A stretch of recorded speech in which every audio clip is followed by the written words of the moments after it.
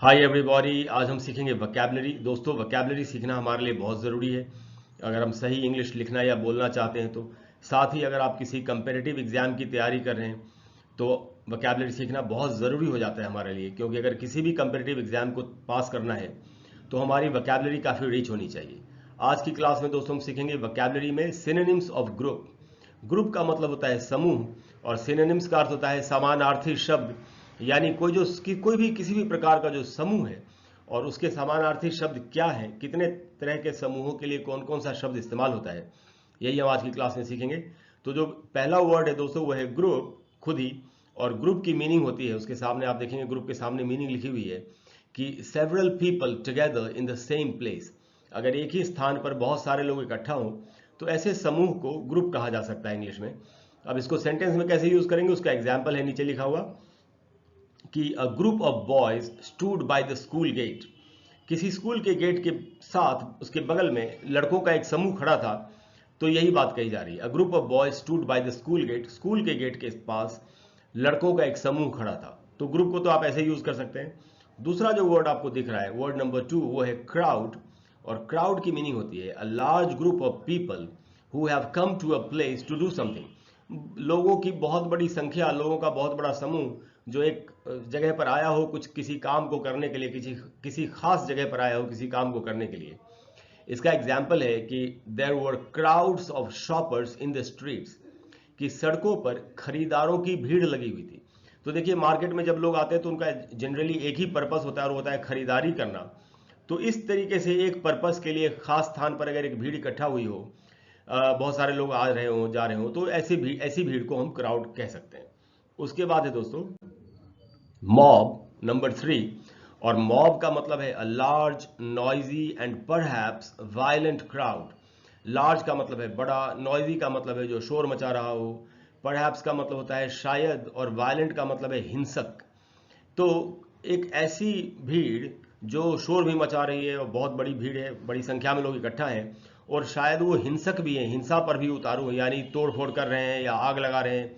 इस तरीके की भीड़ को मॉब कहा जाएगा। और इसका एग्जाम्पल है कि an angry mob of demonstrators approached. कि डेमोन्स्ट्रेटर का मतलब होता है प्रदर्शनकारी, अप्रोच का मतलब है वहां पहुंचना आना। तो ये कहा जा रहा है कि प्रदर्शनकारियों की एक उग्र भीड़ वहां पर पहुंची किसी भी जगह के लिए, ये बात कही जा रही है। तो दोस्तों मॉब का मतलब है ऐसी भीड़ जो बड़ी है संख्या में और जो कि काफी शोर भी मचा रही है और हिंसक भी है।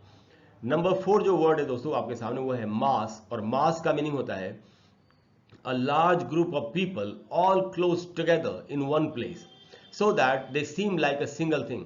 बहुत बड़ी संख्या लोगों की एक ही स्थान पर है और वो ऐसे है कि जैसे लगता है वो एक ही हो, मतलब वो अलग अलग भीड़ नहीं है, एक ही भीड़ है पूरी, बहुत बड़ा जनसमूह जो है, इसी को मास कहेंगे।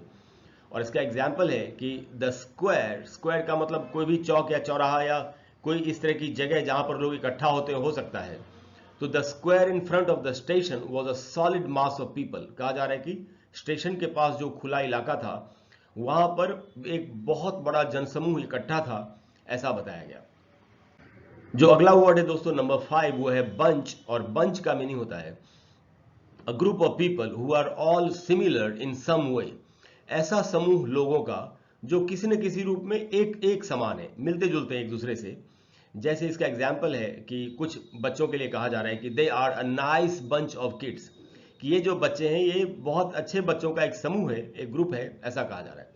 दोस्तों बंच जो है आप देखिए, आपने देखा होगा कीज के साथ भी इस्तेमाल होता है, चाबियों का गुच्छा, बंच ऑफ कीज, फूलों का गुच्छा, बंच ऑफ फ्लावर्स। तो एक ही, लगभग एक ही तरह की जो चीजें होती हैं या लोग हैं उनका अगर समूह है तो उसको ही बंच कहना चाहिए। नंबर 6 जो वर्ड है आपके सामने वो है गैंग। और गैंग का मतलब होता है a group of young people, नौजवान लोगों का समूह, specially a group that often causes trouble and fights. नौजवानों का ग्रुप, खास करके ऐसा ग्रुप जो अक्सर मुसीबतें खड़ी करता हो, लड़ाइयाँ करता हो, इसीलिए गुंडे बदमाशों के ग्रुप को गैंग कहा जाता है। तो दोस्तों गैंग का यही मीनिंग है। और इसका एक एग्जाम्पल है कि he was attacked by a gang of youths, कि किसी के लिए कहा जा रहा है कि उसके ऊपर नौजवानों के एक गैंग ने, यानी इस तरह के समूह ने जिसमें कि ज़्यादातर लोग यंग होते हैं और जो अक्सर मुसीबतें खड़ी करता है और लड़ाइयाँ करता है, तो ऐसे ही एक ग्रुप ने किसी के ऊपर अटैक किया, यही बात यहाँ पर कही गई। जो अगला वर्ड है दोस्तों वो है रैबल, नंबर 7। और रैबल का मीनिंग है a noisy group of people who are behaving badly. ऐसे लोगों का समूह जो शोर भी मचा रहे हैं और बहुत ही बुरे तरीके से व्यवहार कर रहे हैं, तो ऐसे लोगों के समूह को रैबल कहना चाहिए।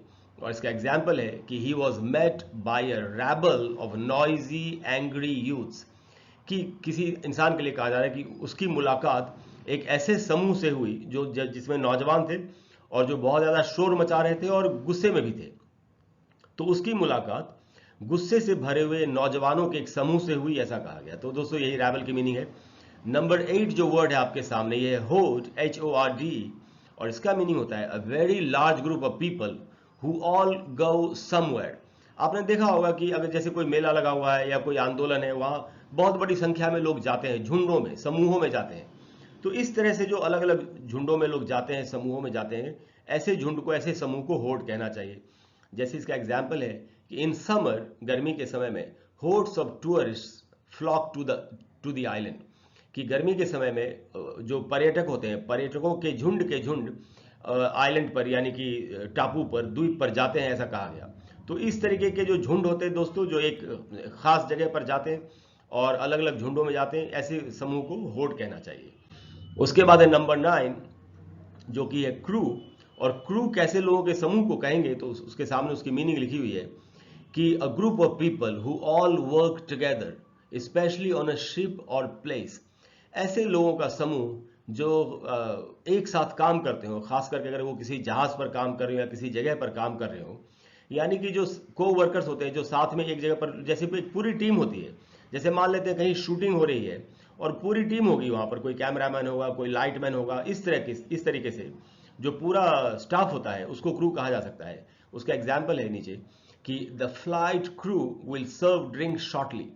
कोई किसी से बता रहा है कि फ्लाइट का जो क्रू है, यानी जो प्लेन उड़ रहा है अगर, तो उसमें जो एयर होस्टेसेस है, पायलट्स हैं, ये सब क्रू हो गया। तो जो फ्लाइट का क्रू है, यानी जो एयर होस्टेसेस है, विल सर्व ड्रिंक शॉर्टली, जल्दी ही ड्रिंक्स अभी सर्व करेंगी, सबको ड्रिंक्स देंगी पीने के लिए, ऐसा कोई बता रहा है। उसके बाद दोस्तों नंबर 10, और ये है पार्टी।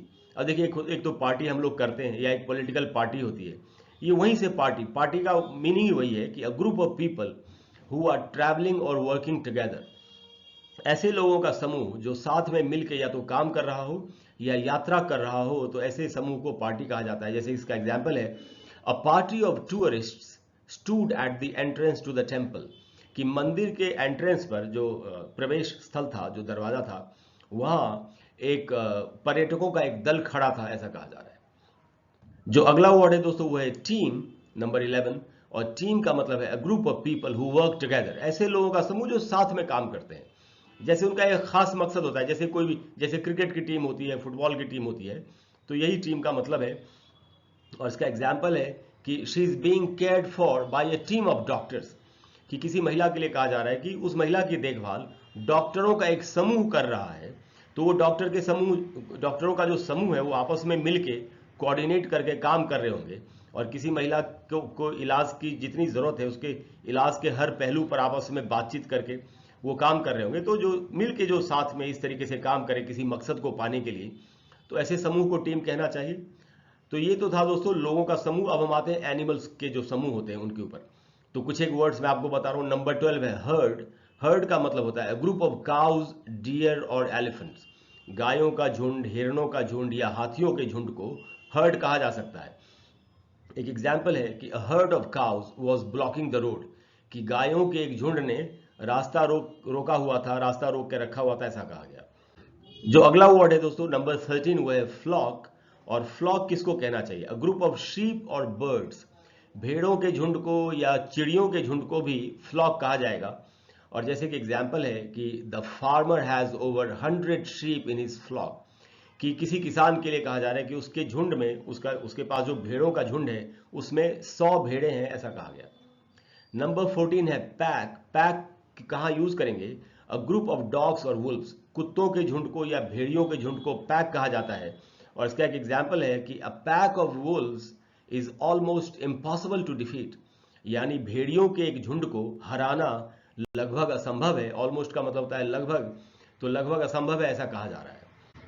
उसके बाद है दोस्तों प्राइड, जो नंबर 15 है वर्ड।